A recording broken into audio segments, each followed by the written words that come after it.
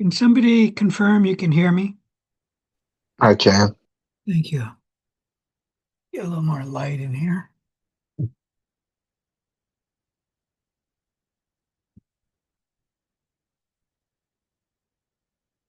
Before we begin, are there any questions? I'm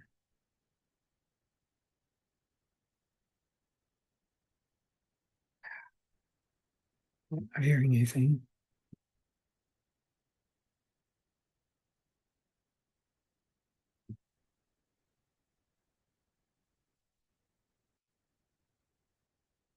Come on, shut down.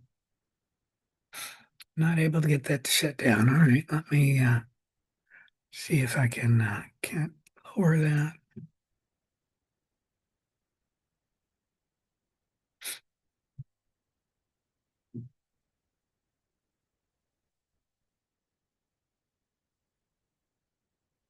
So today is April 29th, and we should be beginning chapter 4. I'm not sure we're there yet. Maybe we are. There is a quiz this Wednesday. It'll be covering the end of chapter 2, chapter 3, in labs 3 and 4. Any questions about any of that? We do have a lab today, and it will be lab 6. And let me state that you do need to read about the unknown projects on Canvas because I'm going to be talking about it next week.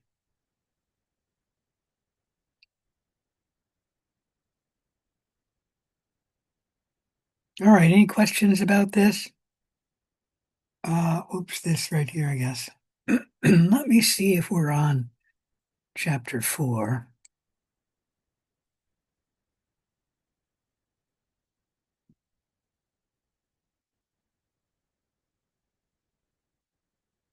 I don't know if we finished chapter 3 or not.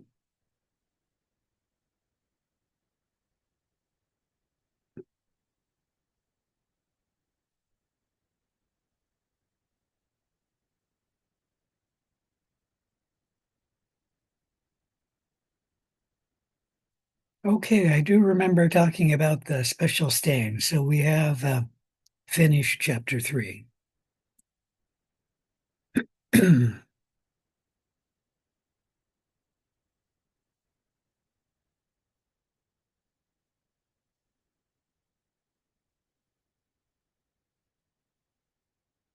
All right, chapter 4, the functional anatomy of prokaryote and eukaryotic cells.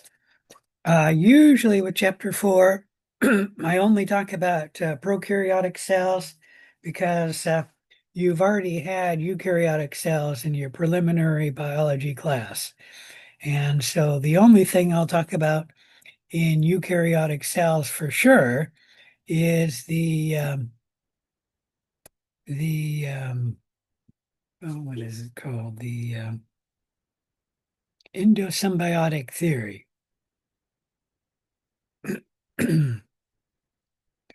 If we have time, we'll talk about some of the functional anatomy of eukaryotic cells, but usually I do not have time and I just assign it in the reading because it's all review for you. Any questions about any of that? All right. So the goals and the rough outline of this lesson are know the terms. What's a coccus, a bacillus, a spirilla? What's a strepto like streptococcus? What's a staphylo like staphylococcus, diplococcus? What's the tetrad? What's the sarxinia? What's a vibrio? What's a spirochete? A glycocalyx, flagella? What are axial filaments? What are fimbriae?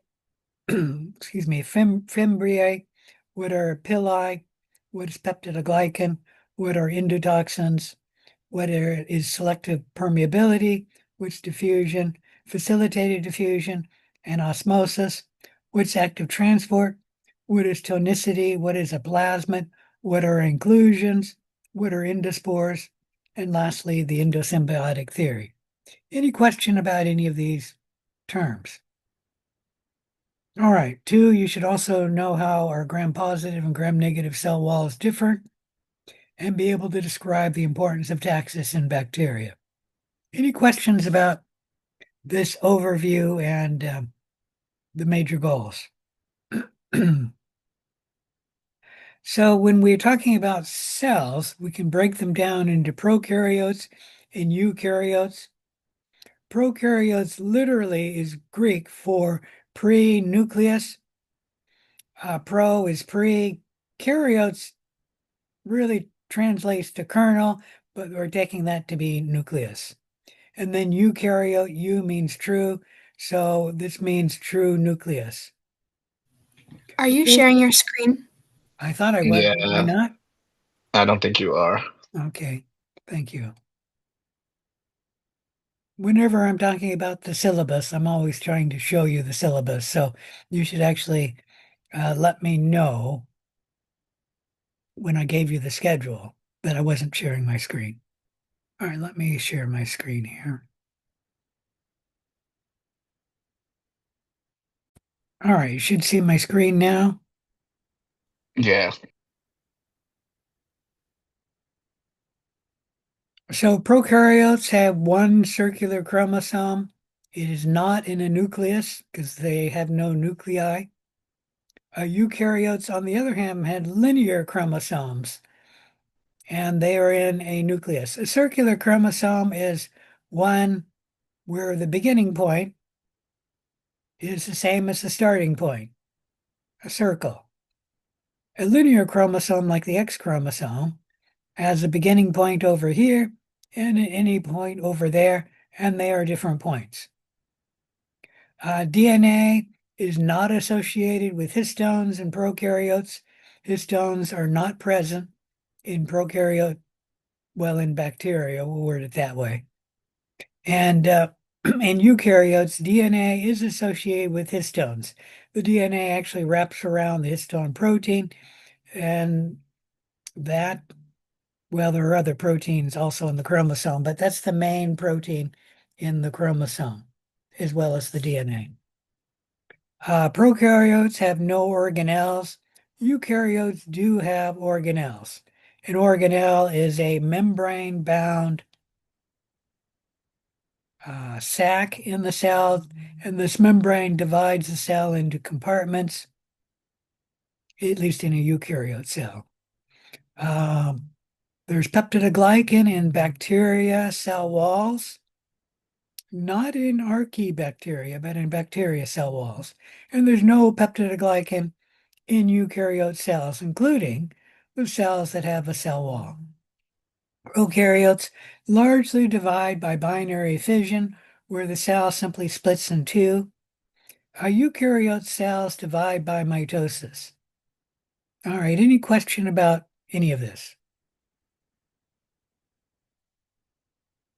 In the chapter goal, we're going to talk about prokaryote cell shape and arrangement. We'll talk about cell structures, and then the movement of materials across the membranes, which for a prokaryote is the cell membrane. For eukaryotes, if we have time, we'll talk about the cell structures. As I mentioned, I don't usually have time for talking about that. And then the endosymbiotic theory is a theory to explain how eukaryote cells got mitochondria and chloroplasts.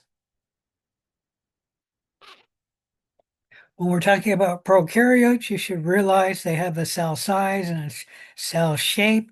The average size is actually the real average would be 1 to 2 micrometers in diameter. Some of them are longer. They're usually only about 1 micrometer in width or less, but some of them can be longer. The largest prokaryote cell reaches about 10 micrometers in length. The basic prokaryote shapes, there are three of them. They are coccus, and those are round, ball-like cells. And there's a bacillus, that's a rod-like cell. And then there's spirals, and that's a cell like an S shape. There are other variations on these shapes, but mostly they're variations on this shape, like a Coccobacillus is in between a coccus and a rod. And what you can get for a Coccobacillus is you just take the rod around the edges, like this one here, and then you shorten it until it becomes a Coccobacillus. I've got a picture of a Coccobacillus, but it's actually on the wrong slide. And this is a mistake of the textbook author. He has the Coccobacillus in the cellular growth arrangement, and it's not a cellular growth arrangement. This is a cell shape, Coccobacillus. And let me blow that up.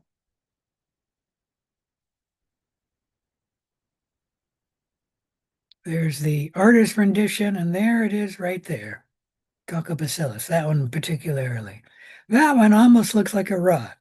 It's because it's elongated because it's about to divide.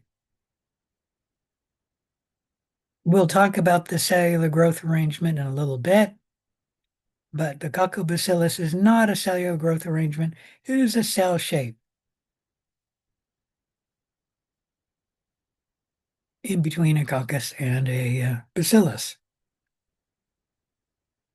I should mention cocci is the word for plural. Coccus is singular, and there are different ways you can say these words. You can say cockeye, you can say cocky, you can say coxy. There's a fourth way too, I forgot. All of the pronunciations are correct. It kind of depends where you are in the world and because of the way people move around nowadays and also the global internet and phones. Like I said, you can say it any way you wish. There are some shapes that are not these three basic shapes. Let's talk about some of them now, although I guess a spiral is one of the three basic shapes. And there are three types of spirals. There is a vibrio, and that's a half a spiral, or you can call it a curved rod. Actually, when I was taught microbiology, that was called the curved rod. It doesn't matter what you call it. It's a half a spiral or a curved rod. There's the regular spiral, and then there's a spirochete. It is I don't know, a cell with multiple spirals in it. It is more flexible and can bend, and the spirillum is much more rigid.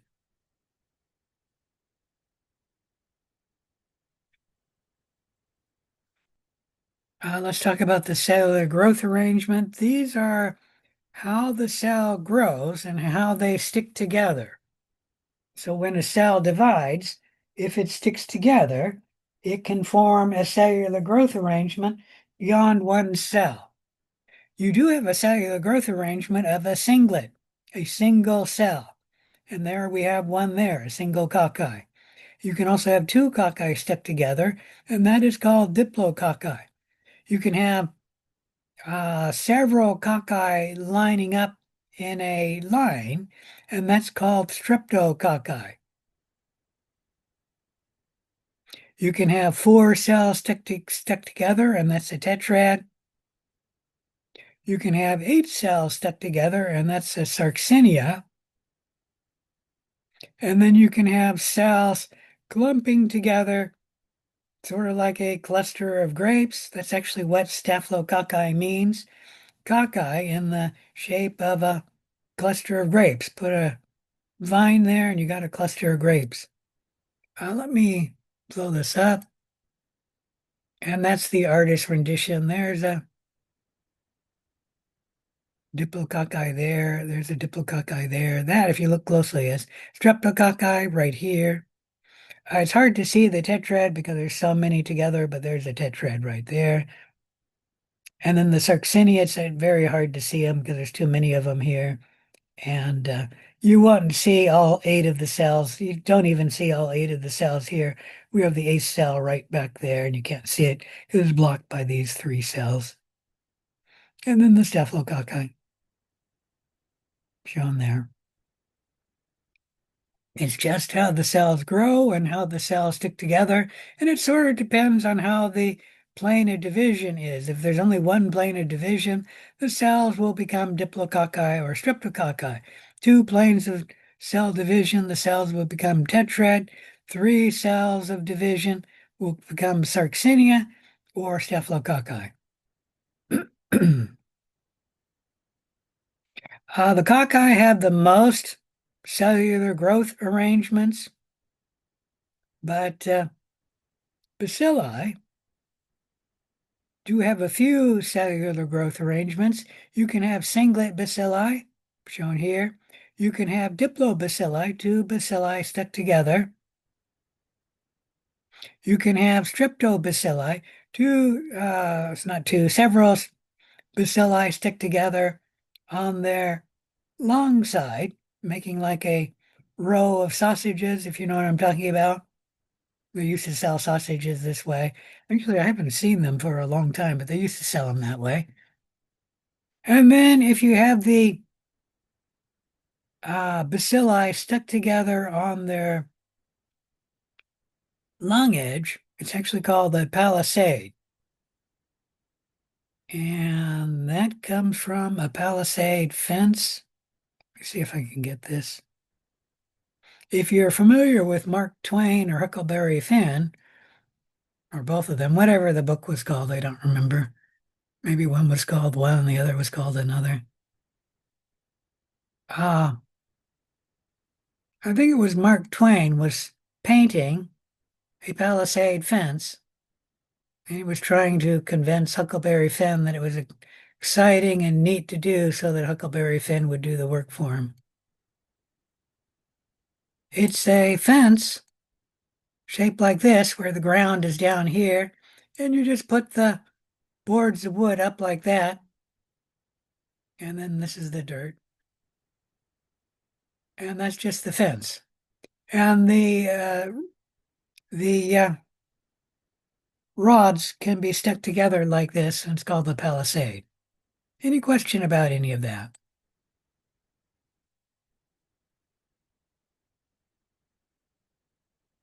Sort of like that. And just don't get it confused with bacilli. So note that bacillus has two meanings. If it's a capital B, it is the family called Bacillus, a family of different species together. And then if it's a lowercase b, it is the shape, single bacillus. Now, realize that the growth arrangement may be singlets, like this single bacilli here, or that single bacilli there, or here, that single cocci here. That might be a singlet right there. With the spirillum and the spirochetes, they are almost always singlets, and that's the only cellular growth arrangement that spirochetes have, as well as most spirals only have a singlet. Any question about that? Now, for the others, Can you repeat what you said about the bacillus having two meanings? I was writing it down. I didn't quite catch it all. if it's a capital B, bacillus means the family Bacillus, different species in that family. However, it's a lowercase b, it is the shape of the bacteria, a rod shape.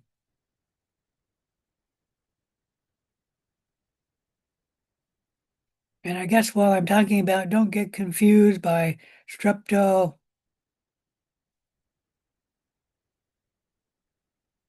and streptococcus. Streptococcus with the capital S is the family. Streptococci is a cellular growth arrangement.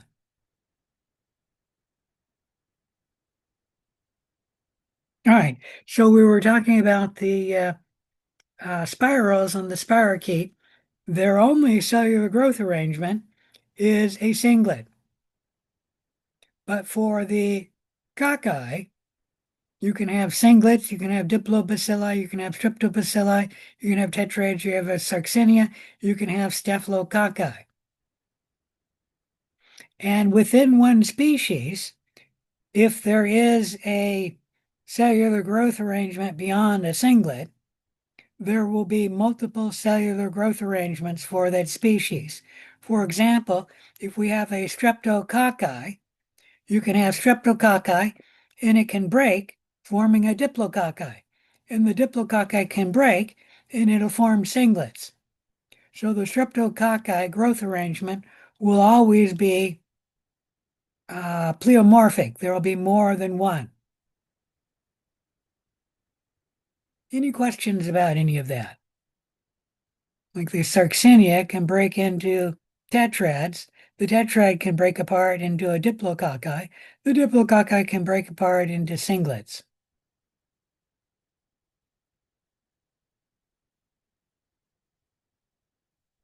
So if you have a cellular growth arrangement other than a singlet, you will have pleomorphic cellular growth arrangements. What you do is you find the highest order one and then name it the cellular growth arrangement for that. So if you see streptococci, and that's the highest order, you will also see diplococci and singlets, and you know it's a streptococci.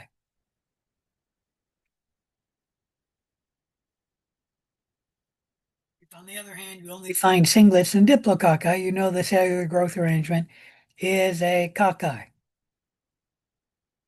Now, if you have staphylococci, it could theoretically break apart.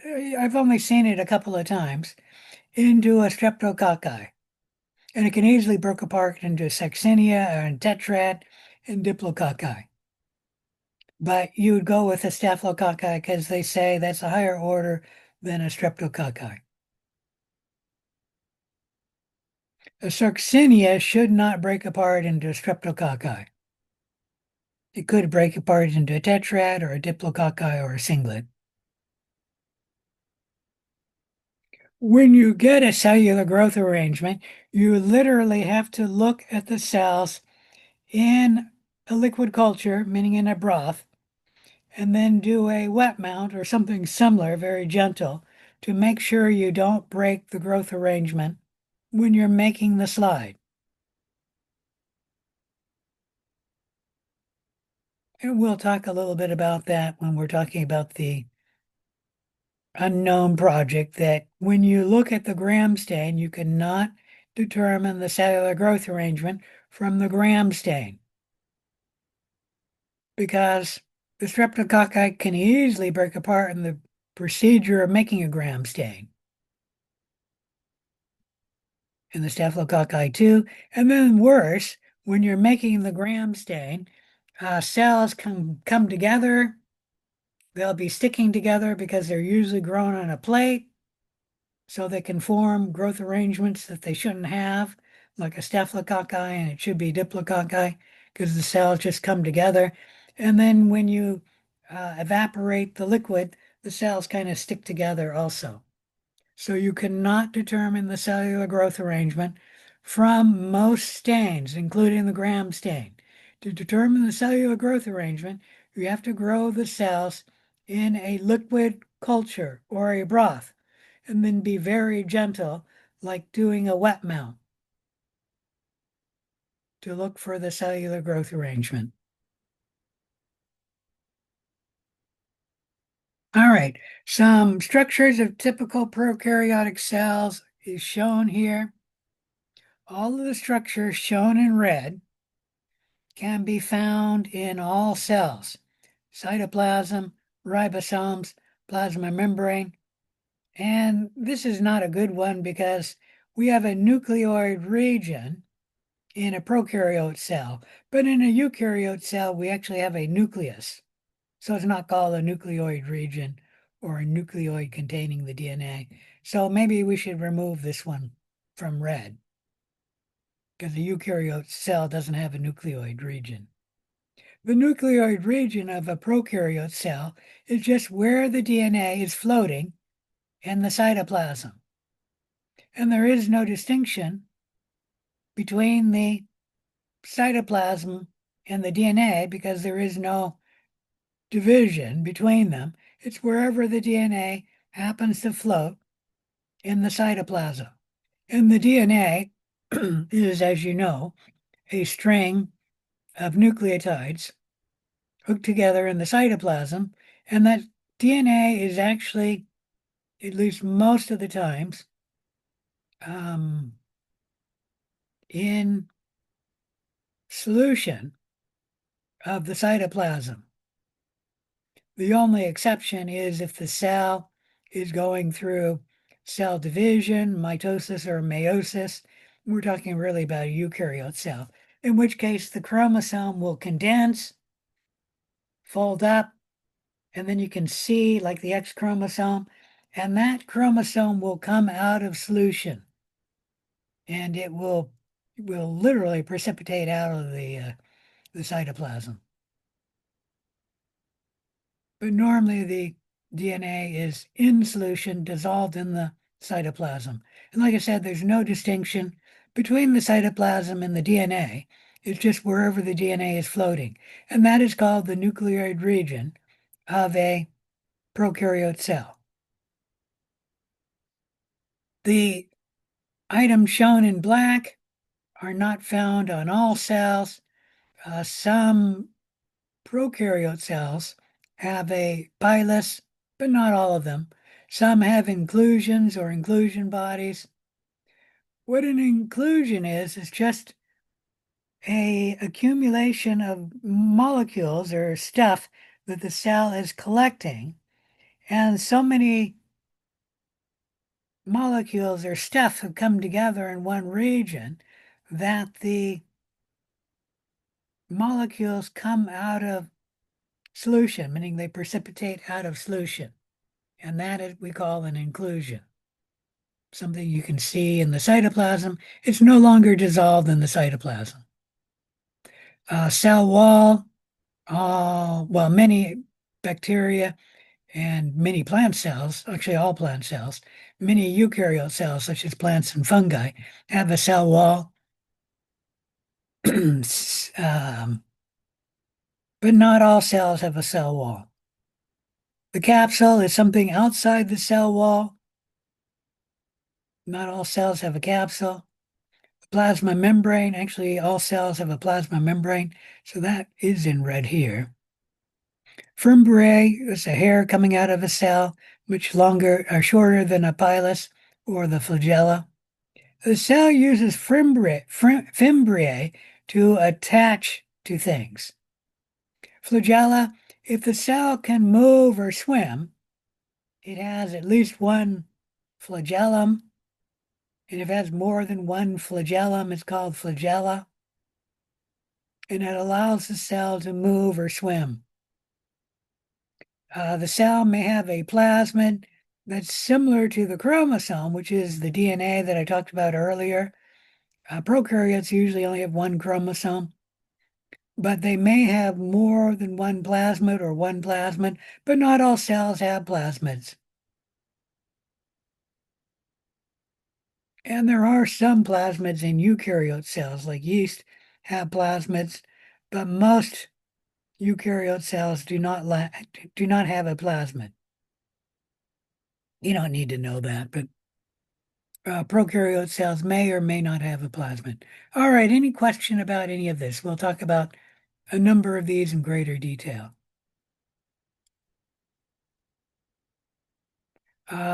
So all cells, including eukaryote cells, have three things: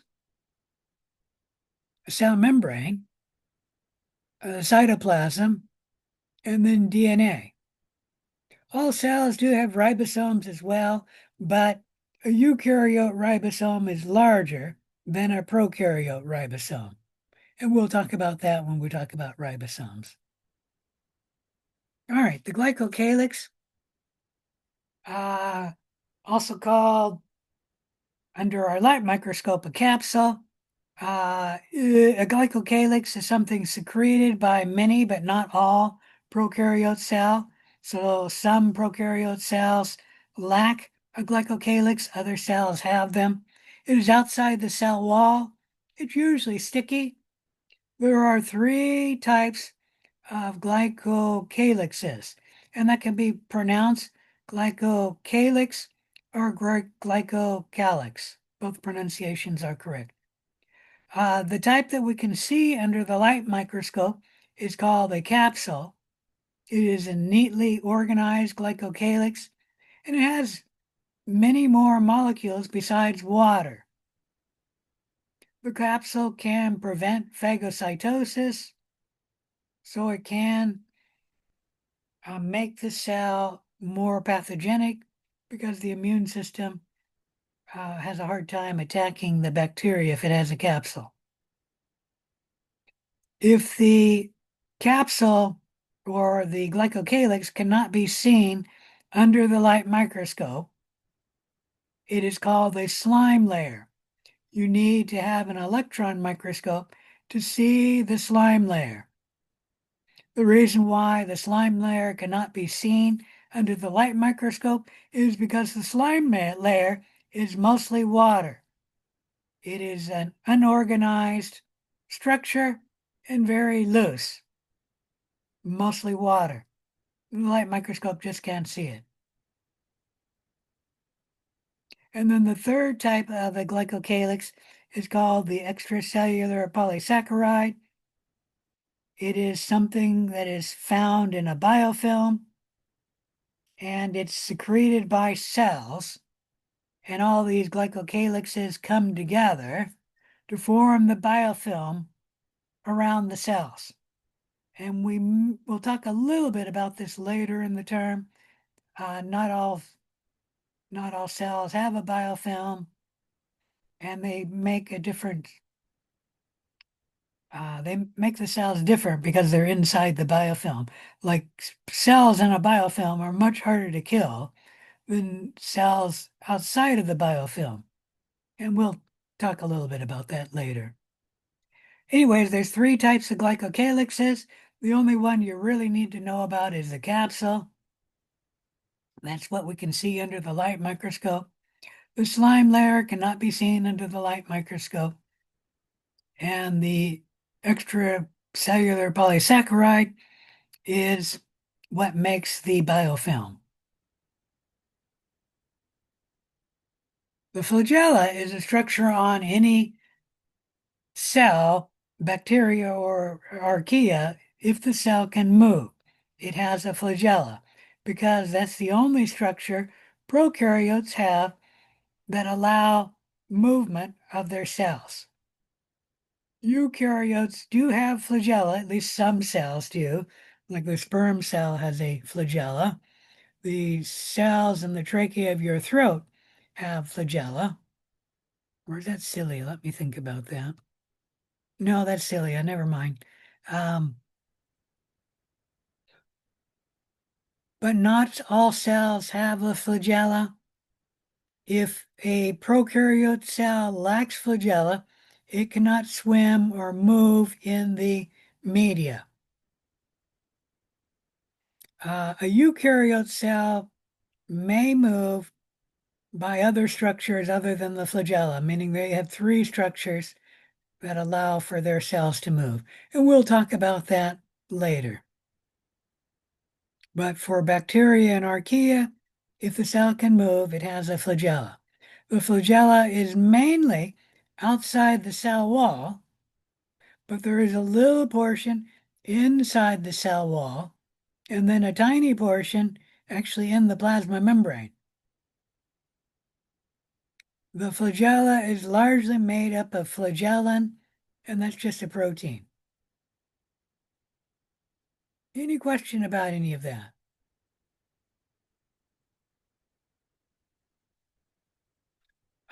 For the lab, you need to know that the flagella can have 4 basic arrangements. Let me blow this up so you can see it better. Monotrichous, it has a flagella on one end and only one. Amphitrichous, 1 on both ends of the cell. Lophotrichous, multiple on both ends of the cell. And then peritrichous, flagella all over the cell. You do not need to know this for any quiz or exam. You only need to know that for the lab. It's really just to answer one question in the worksheet of the lab. All right, I've already mentioned that bacteria cells, if they rotate or swim or tumble, meaning they can move in the media, then they have at least one flagellum, if not several flagella, on the cell.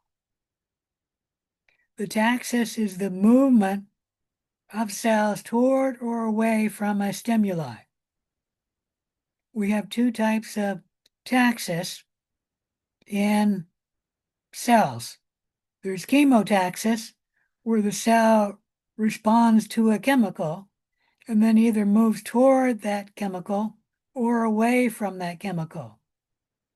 And then there's phototaxis, where the cell either moves toward the light, like a photosynthetic cell, or away from the light.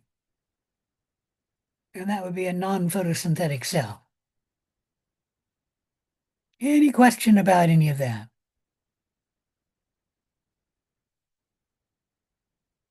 All right, let's move to the endoflagella.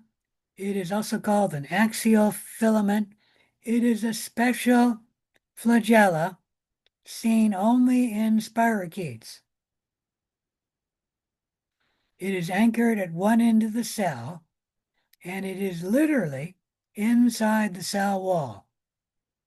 Let me blow this up.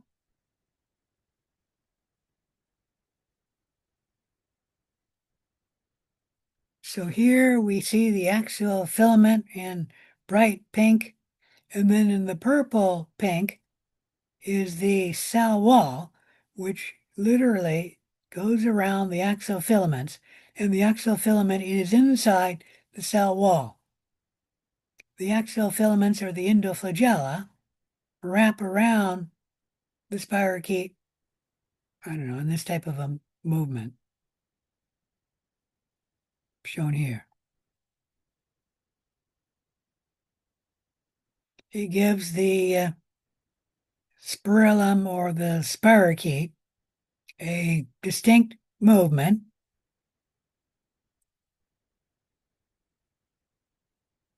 And you can note how the cell just goes back and forth simply by changing the direction that the cell is rotating.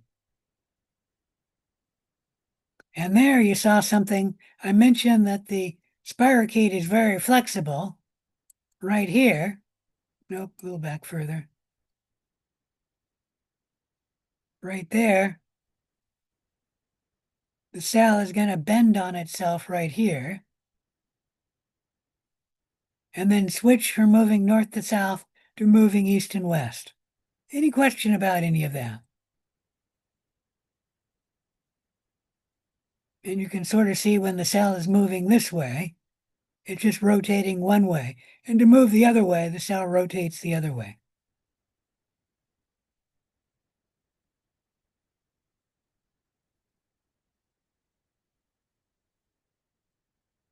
The rotation causes the cell to move in a corkscrew-like movement, like moving a corkscrew through the cork.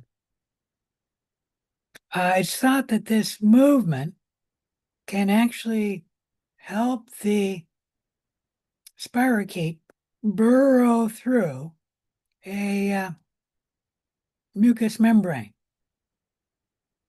And that is why some spirochetes can burrow through a mucous membrane and then infect the patient. Any question about any of that? All right, let me bring this down. Actually, I can end it, I think. The fimbriae are hair-like structures attached to the bacteria cell, and they are not used in movement. They're shorter and straighter than flagella. They're used for attachment to surfaces. So this cell can attach to something like right here. And the fimbriae are very good at attaching to things. Like a human pathogen may have fimbriae, the fimbriae will attach to our receptor cells, the receptors on our cells. A pili, also called a sex pili, is longer than a fimbriae, and it is actually used to transfer DNA from one cell, like this cell, to that cell. Like this cell can have a plasmid, it can literally move through the sex pilus and into the cell over here. We'll talk a little bit more about that later in the term. Okay, let's move on to the prokaryote cell wall. It is a complex, semi-rigid structure responsible for the cell shape. So if the cell has a shape of a bacilli, it's because of the cell wall having that shape. The cell wall protects the cell and prevents the cell from osmotic lysis. If the cell lacks a cell wall or has a damaged cell wall, water could move into the cell, causing the cell membrane to expand, and then more water could move into the cell, causing the membrane to expand until the membrane will pop.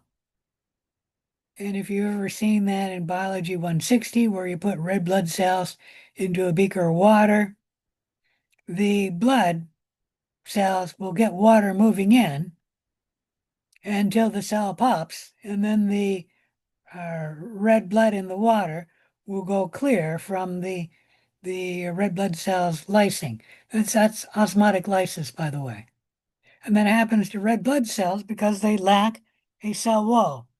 If you were to put bacteria that have a cell wall in a beaker of water, the water would move into the cell up until the cell membrane expands up into the cell wall. But once the cell membrane reaches the cell wall, it cannot expand any further, and that will limit the movement of water into the cell because there's no more room for the water to move into the cell. And that's how the cell wall helps protect the cell from osmotic lysis. So any bacteria cell that has an intact cell wall will be protected from osmotic lysis. The cell wall is located outside the cell membrane. It can contribute to the pathogenicity of some species, like the cell wall of mycobacteria. The cell wall can contribute to the pathogenicity of the mycobacterium. The cell wall of bacteria is mostly peptidoglycan, meaning the main molecule in the cell wall of at least gram-positive bacteria, if not all bacteria, is peptidoglycan. If the cell has a cell wall, it will have peptidoglycan in the bacteria.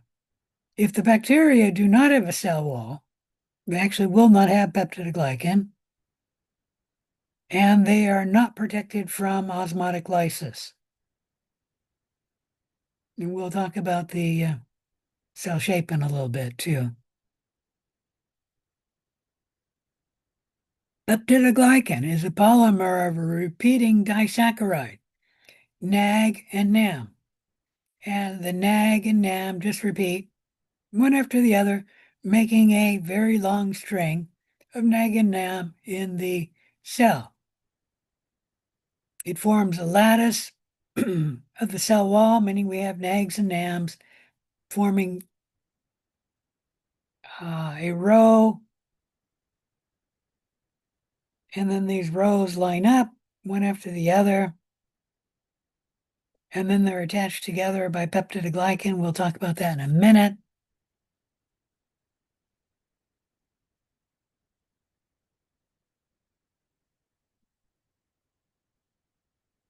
And there we see a NAG and NAM row. NAG stands for N-acetylglucosamine. I don't have that here. I don't know where I've got that. And NAM stands for N-acetylmuramic acid, which means as much to you probably as NAG and NAM, so you can learn either name. And this row of NAG and NAM is held together. Let me see if I can blow this up a little.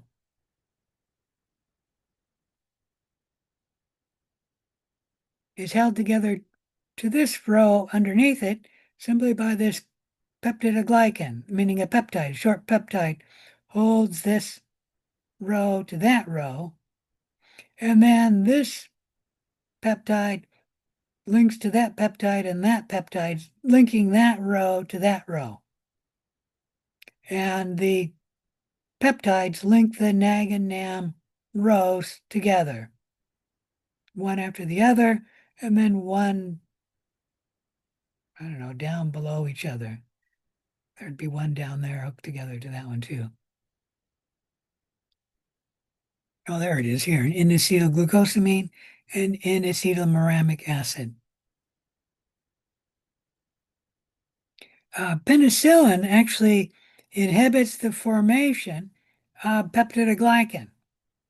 The penicillin can get right here, and while the cell wall is growing, before this peptide is put on, the penicillin can block this and prevent that peptide from forming, and that will mean that this won't be linked to there and there, right here.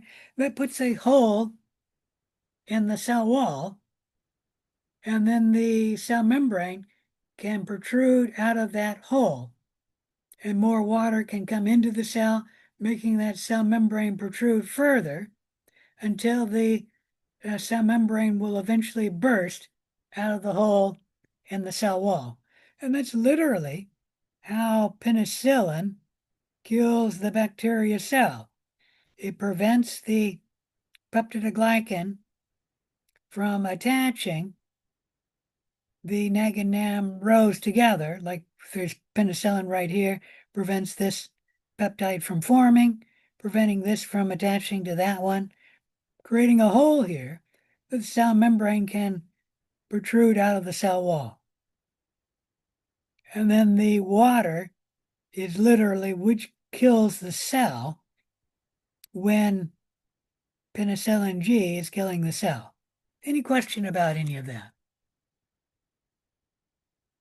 All right. So you need to know about the bacterial cell wall. You don't really need to know how penicillin G kills the bacteria. So here's the gram-positive cell wall. Here, blown up here, that's the cell membrane shown in yellow. The peptidoglycan is just layer upon layer of peptidoglycan, NAG and NAM rows, to make the gram-positive cell wall. And there we can see 3 rows of peptidoglycan in the gram-positive cell. In reality, it's 30 or more rows of peptidoglycan in the gram-positive cell. Peptidoglycan is the main molecule in the gram-positive cell wall, but there are other molecules like teichoic acid, shown here. Come on. And lipoteichoic acid, shown here. There are a few other molecules in the cell wall, but the main one is clearly peptidoglycan. And teichoic acid, what it does is it helps stick the peptidoglycan together, meaning the peptidoglycan hooks onto the teichoic acid and helps it stick together. The lipoteichoic acid has the teichoic acid portion in the peptidoglycan and the lipid portion in the cell membrane. Teichoic acid may help regulate the movement of cations. That's a positively charged ion can move down the teichoic acid to move into the cell. However, ions and any water-soluble molecule can move right through the peptidoglycan. So the ions do not need, or the cations, sorry, do not need the teichoic acid. It just helps them move through the cell wall.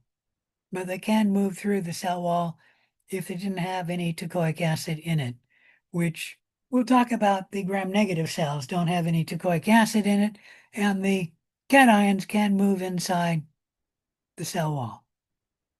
The polysaccharides provide antigenic variation, which can be used to like classify the cells, like E. coli 0157 H11. The H11 and the 0157 are antigens that we use to classify the cell. And if you don't know, E. coli 0157 H11 is a human pathogen. It differs from the normal E. coli, which is not a human pathogen. And they don't really give it the antigen names for the normal E. coli. I'm not sure what it would be.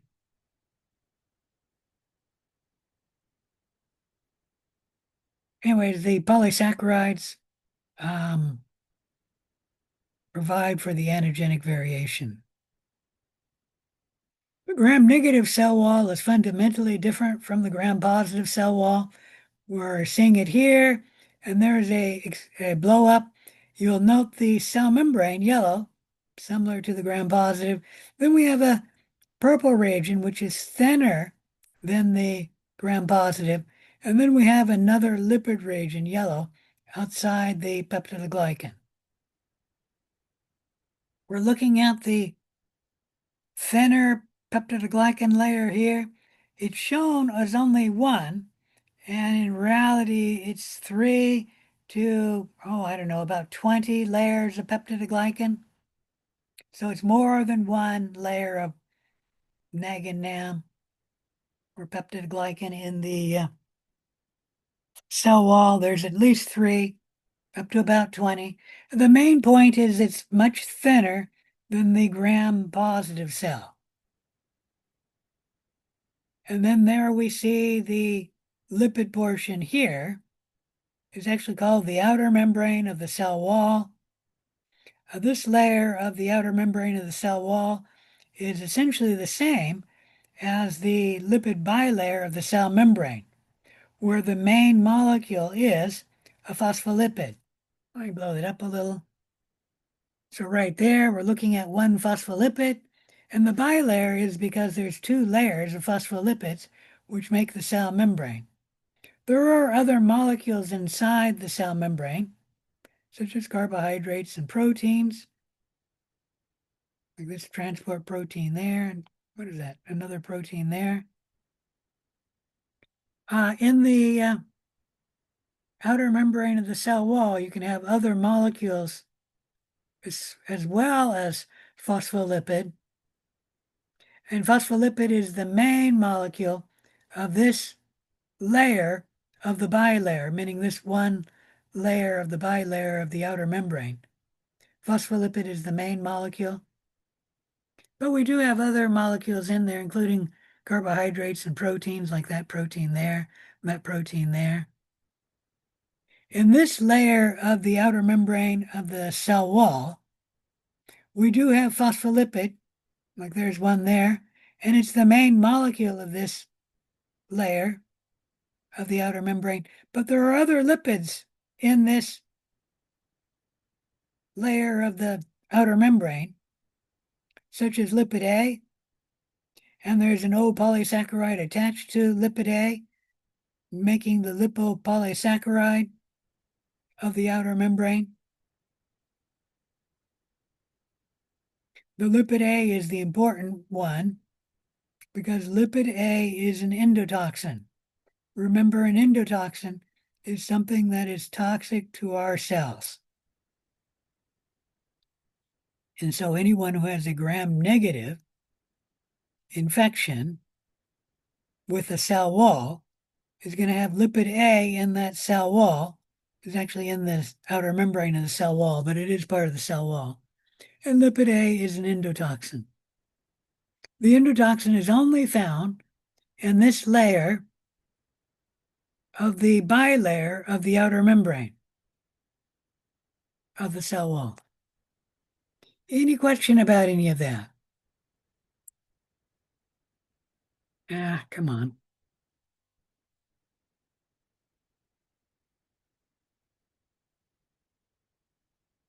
We'll talk a little bit more about the porin protein, the lipoprotein, and the phospholipids. Well, I've actually talked about the phospholipids. So the gram-negative cell wall has lipopolysaccharides, lipoproteins, and phospholipids in the cell wall, especially in the outer membrane of the cell wall. But the lipoproteins, let me end this, are a protein which can span the outer membrane. In fact, it could even span the cell wall, the lipoprotein, like that one there, spans the entire cell wall.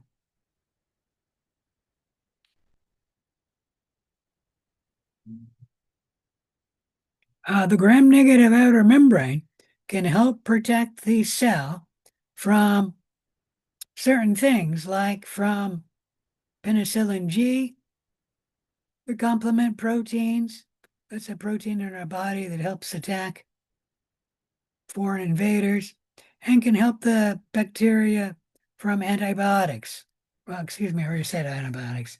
From antigens, not antigens, antibodies.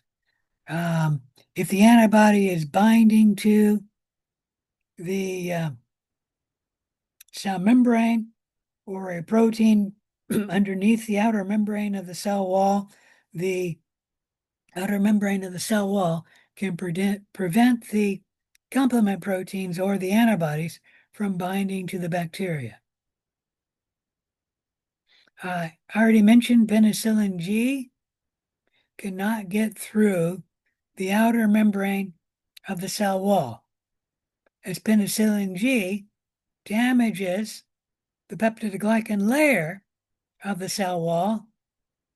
If the gram-negative cell has an outer membrane, which they all do, if they have a cell wall, then the penicillin G cannot damage the gram-negative cell. Any questions about any of that?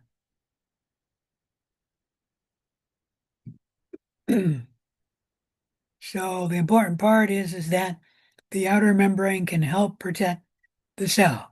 That doesn't mean that there are not other antibiotics that cannot affect a gram-negative cell, like ampicillin, the third member of the penicillin family found or discovered, is an antibiotic that can attack gram-negative bacteria. But penicillin G cannot attack a gram-negative bacteria because it can't get through the outer membrane of the cell wall. I already talked about the antigens, like O157, H7, O157, and H7 are antigens. And I've already talked about lipid A being a endotoxin. Let me talk about the porin protein.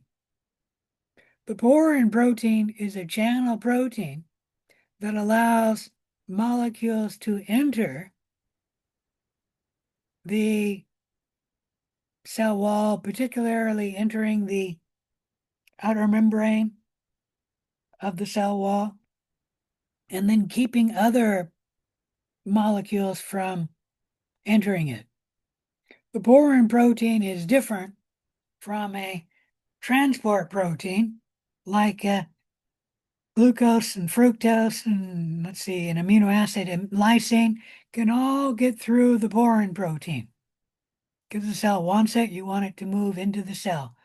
But to enter the cell membrane, you have to have a transport protein, and you'll need one transport protein to move glucose into the cell, another one to move fructose into the cell, and a third one to move lysine into the cell.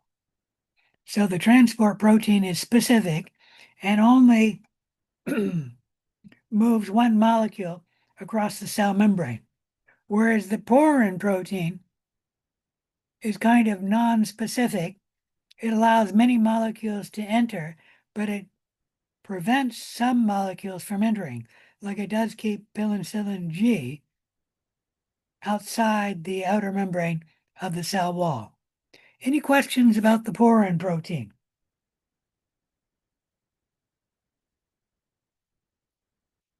I'm going to get a cough drop because I'm getting a frog in my throat.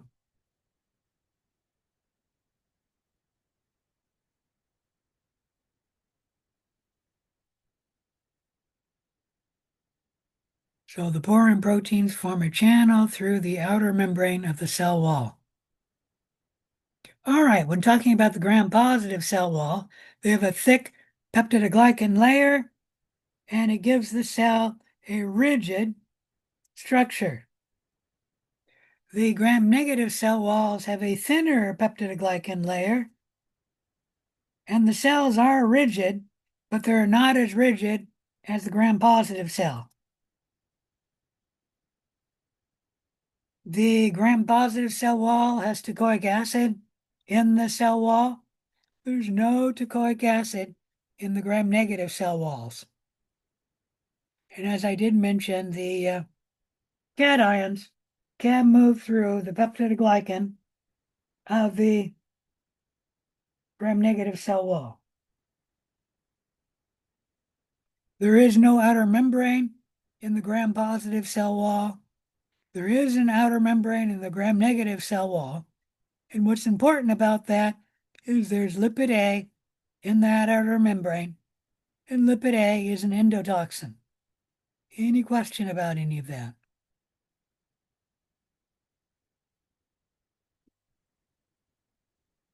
All right, let's talk a little bit about the gram staining mechanism. The crystal violet iodine crystals, meaning the complex, forms in the cells. In the gram-positive cell wall, the crystal violet iodines do not leave the thick peptidoglycan layer. In the gram-negative cell walls, alcohol will dissolve the outer membrane of the cell wall, and the crystal violet iodine washes out of the thinner peptidoglycan layer. We then use safranin to stain the cell pink, because when the thinner peptidoglycan allows the crystal violet iodine complex to come out in the washing step, the cells will become clear, and to stain them, we have to stain them with safranin to make them pink. Any question about any of that? All right, in this table, I'm showing you some differences between the gram-positive and gram-negative cells. They stain differently. To the gram stain, purple for the gram-positive cell wall, pinkish for the gram-negative cell wall, and that's due to the thick layer of peptidoglycan in the cell wall and to the thinner layer of peptidoglycan in the gram-negative cell wall. Note this slide has an arrow in it. The author said it's a single layer. In reality, it's 3 layers to about 20 layers of peptidoglycan. There's teichoic acid present in the gram-positive cells, absent in the gram-negative cells. You don't need to know about the periplasmic space. You should know about the outer membrane, though. It's absent in the gram-positive cell, is present in the gram-negative cell. The lipopolysaccharide, absent in the gram-negative positive cell, and present in high amounts in the gram-negative cell. The rest of this table you can ignore. All right, so those are the normal bacterial cell walls. There are some cells that have atypical cell walls. The first I'm going to talk about are the archaea, and I should have that at the very top. These cells are in a different domain than the bacteria. So it's not surprising that the archaea have different cell walls. The cell wall of an archaea is not made up of peptidoglycan. It's actually made up of pseudomurine. It's another disaccharide. And some of the archaea lack cell walls, although there are members of the bacteria that also lack a cell wall. Any questions about the archaea? They do have different cell walls than the bacteria. The mycoplasmas are bacteria that also have atypical cell wall, and that is the mycoplasmas do not have a cell wall. Because they do not have a cell wall, their cells are normally pleomorphic, taking on many different shapes. Interestingly, the mycoplasmas do have a sterol in the plasma membrane to give the plasma membrane strength and support. If you remember, I mentioned that animal cells have a sterol in their cell membrane, and we call it cholesterol, to give the plasma membrane strength and support for our cells. A sterol is very similar to cholesterol. It's similar in composition as well as in function, but it is not cholesterol, and it is a sterol in the plasma membrane of the mycoplasmas. Any question about that? All right, the other atypical cell walls are the Mycobacterium. They are a bacteria. They are actually a gram-positive bacteria, but their cell walls differ, and that's because they have a lot of mycolic acid in their cell wall. Mycolic acid gives the cells the acid-fast staining ability, meaning if you're using an acid-fast stain, it'll get stuck in the mycobacteria and will not come out. In other bacteria that lack mycolic acid, the acid-fast stain will wash out and they will be acid-fast negative. The mycobacterium will be acid-fast positive. Any question about any of that?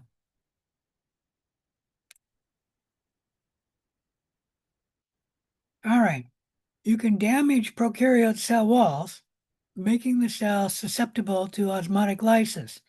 That's actually how penicillin G works, by damaging the cell wall and then making the cell susceptible to osmotic lysis. You could also use an enzyme, lysozyme, to digest the peptidoglycan. And lysozyme is an enzyme that our skin and eye cells make, and it's to help prevent us from getting a bacterial infection. They make lysozyme and put it on the skin or in the tears of the eye. You don't need to know what the difference is between a protoplast and a spheroplast, but you can damage the cell wall and then make the cell susceptible to lysis simply by adding water. Water comes into the cell, causing the cell membrane to expand until the cell membrane bursts. So gram-negative bacteria are not as susceptible to gram-positive to penicillin G due to the outer membrane preventing penicillin G from attaching to the peptidoglycan and then interfering with the peptidoglycan formation.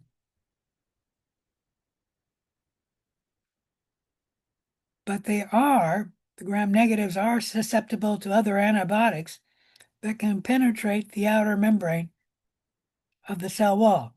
Like streptomycin can go right through the outer membrane because it's a lipid-soluble antibiotic. And then not penicillin G, cannot get through the outer membrane, but ampicillin can get through the outer membrane of the cell wall.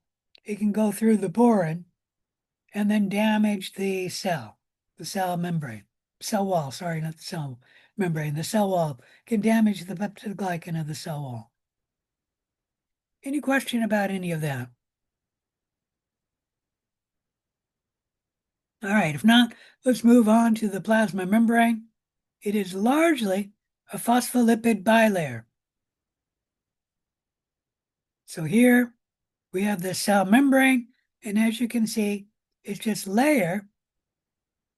layers, a bilayer of phospholipid molecules, one after the other.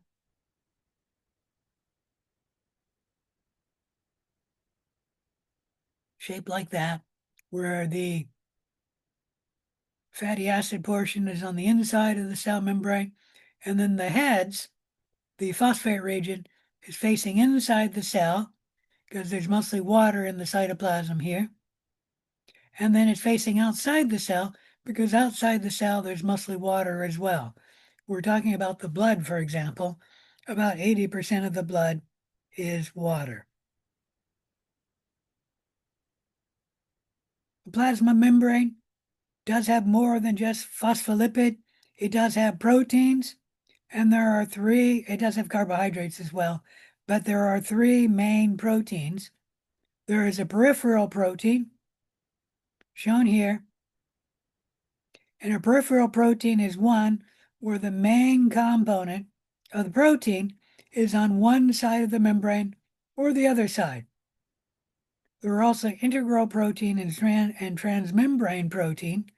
These are protein that span the membrane, like this transport protein spans the membrane and then can allow a molecule to enter the cell by going through the transport protein.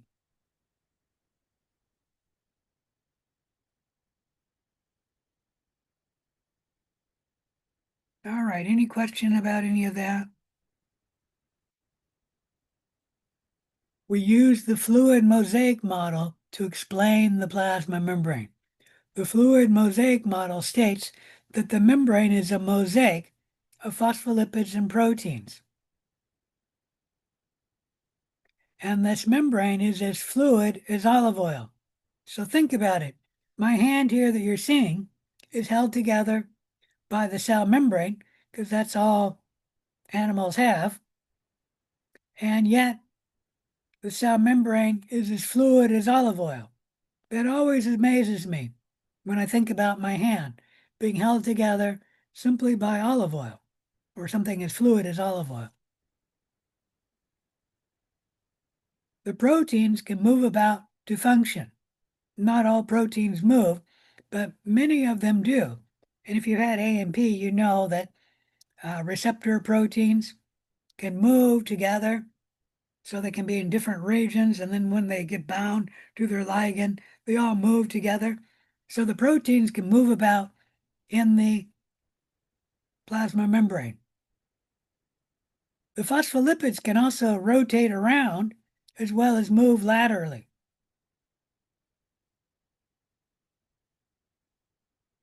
So they can move about also. If the protein is locked in place, meaning it will not move in the plasma membrane, it's because the protein is either attached to something outside the cell, like if this is a bone marrow cell and it's attached to the bone outside the cell, there will be something, I'm not sure what it is, but probably a protein connecting the cartilage of the bone to the protein, And then that protein cannot move about in the plasma membrane. Or the protein can be anchored in place in the plasma membrane to the cytoskeleton. That's a backbone of proteins running about the inside of the cell. And that can also anchor the protein into place. But many proteins, if not most proteins in the cell membrane, can move about, literally moving around in the cell membrane. Any question about any of that? All right, the plasma membrane shows selective permeability. This means that it allows the passage of some molecules, but not others. No large molecule can move across the cell membrane without the aid of a transport protein. Ions either do not move across the cell membrane, or if they do, they move very slowly. Lipid molecules can move right through the plasma membrane. But if you think about like a red blood cell being in the blood, most of the blood is not going to have any lipids in it. Most of it's going to be water or water-soluble membrane, water-soluble molecules. And so the cell is not likely to find a lipid. But if one were to come up to the cell, it could get right through the cell membrane because the cell membrane is a phospholipid and lipids can move right through the bilayer of the cell membrane. Small molecules can also move right through the cell membrane. It's important that oxygen can move into the cell membrane from outside the cell to inside the cell so the cell can get oxygen, assuming it's an aerobe. And then carbon dioxide can also move across the cell membrane simply by diffusion, moving from inside the cell where the carbon dioxide is higher to outside the cell where the carbon dioxide is lower. And then water can slowly diffuse across the cell membrane. This movement of water through the cell membrane would not be fast enough for a root cell to absorb water, especially if the cell needed water. And so the cell does not rely, at least the root cells do not rely on the movement of water into the cell. What it has is a aquaporin, which is a transport protein, which actually transports the water from outside the cell to inside the cell. Any questions about any of that? Any questions about any of this lesson so far? All right, if not, I'm going to break here and I'll see you at 6:30 for the lab. Bye.